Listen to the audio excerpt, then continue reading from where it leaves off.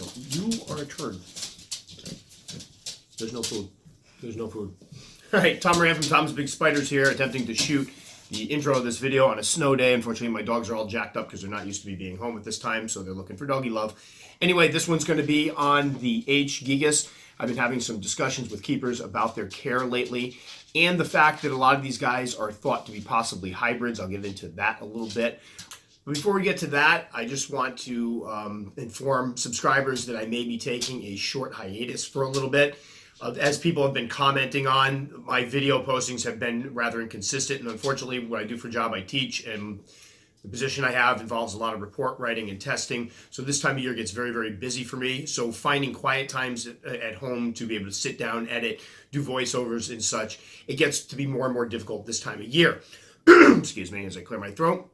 So what I was thinking is, instead of having it be inconsistent where every other week or so, taking a little time to just bank some videos, have them there loaded up into YouTube. So if I do get to a point where I can't make a video for a little while, I have one already banked up that I can use. So that way, hopefully I can get to a weekly schedule. That's something I've aspired to for quite some time.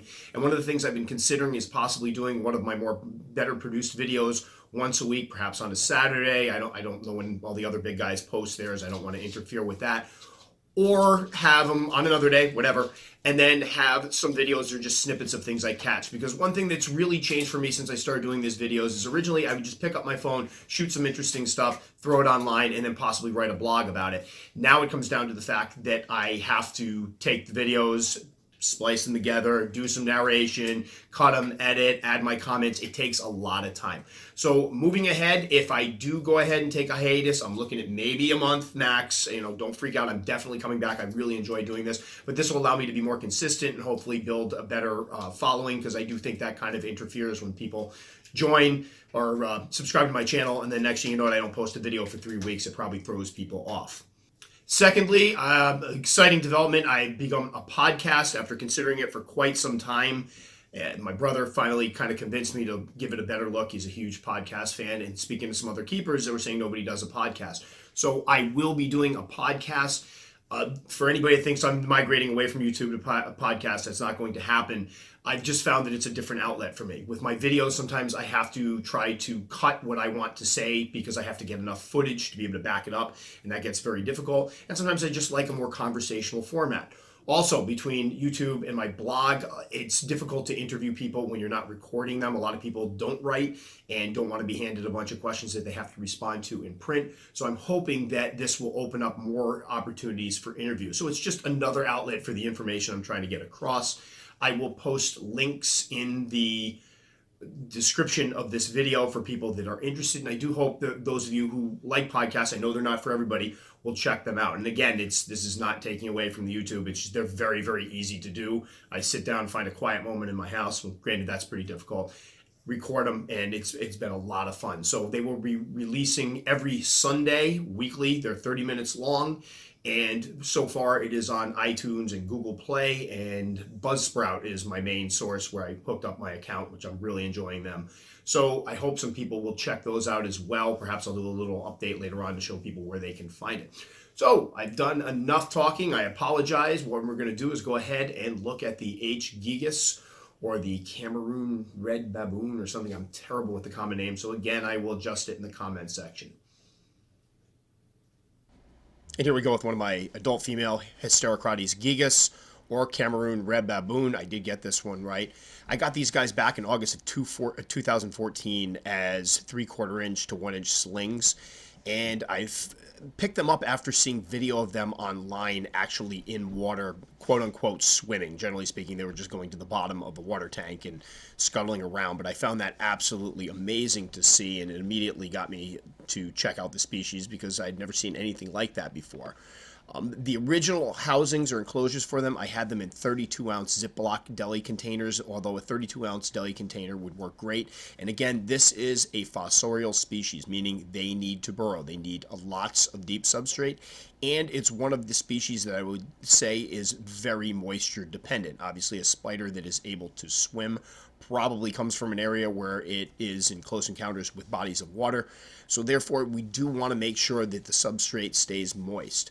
Now, I will say that when I first got these guys, I did not see them very often, and that's one of the issues if you get into fossorial species, especially the slings, is you don't see them a lot. So if you're the type that your New World species buries itself for a month or so and you start freaking out, you might want to shy away from these guys from the time being, because between the two of them, I might have caught glimpses of them twice in a year's time. I mean, just glimpses, and they would dart right back into their burrows.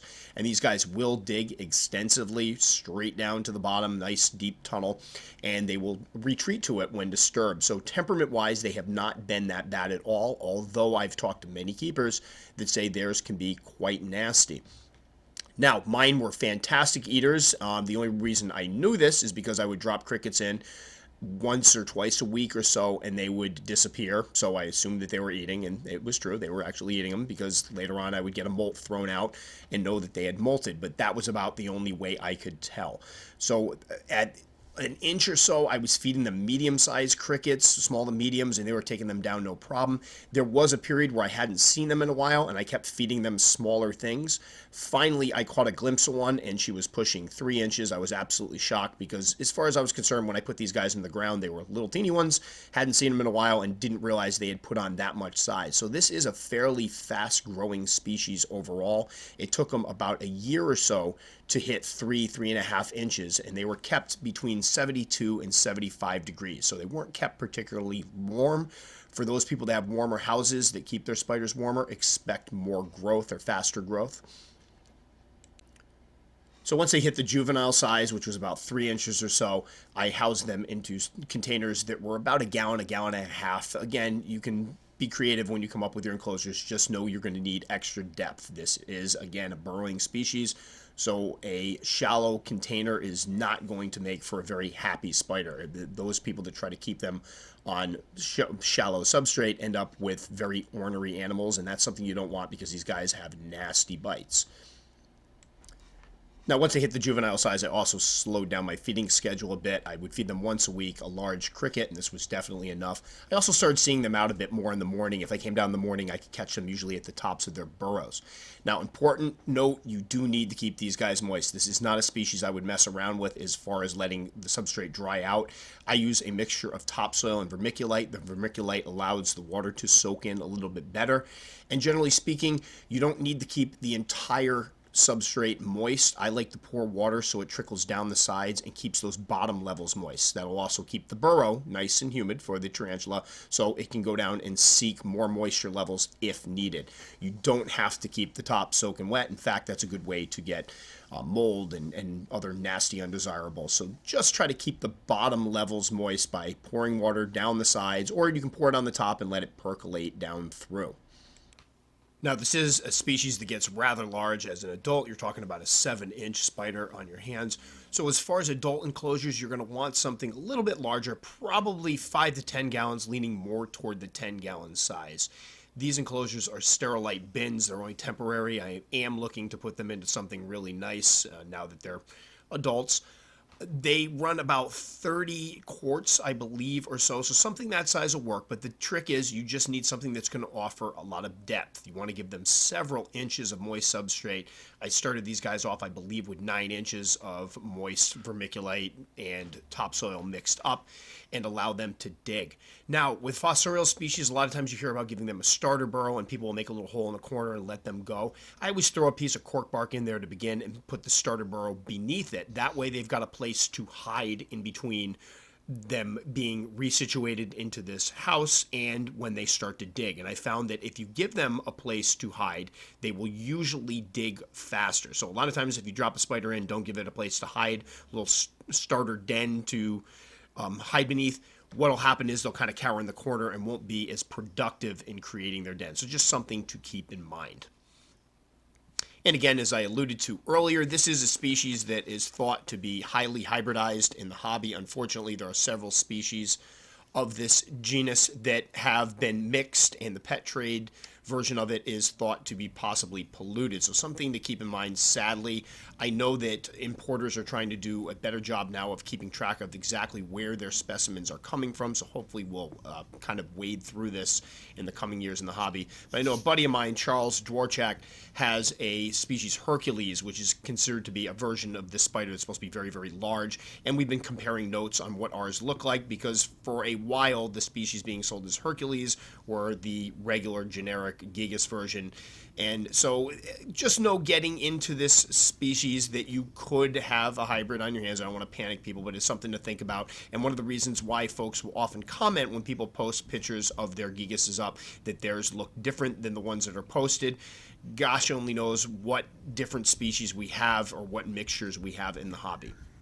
And again, this is a great eating species. My adults, I usually give several crickets, or as you can see in the previous footage, they were eating a large dubia with no issues. They are little piggies, so you want to keep them well fed, and that goes along with that fast growth. And one more thing to mention, although this is a species that requires moist substrate, you do want to make sure you put in plenty of ventilation in your enclosures. Do not skimp on the ventilation.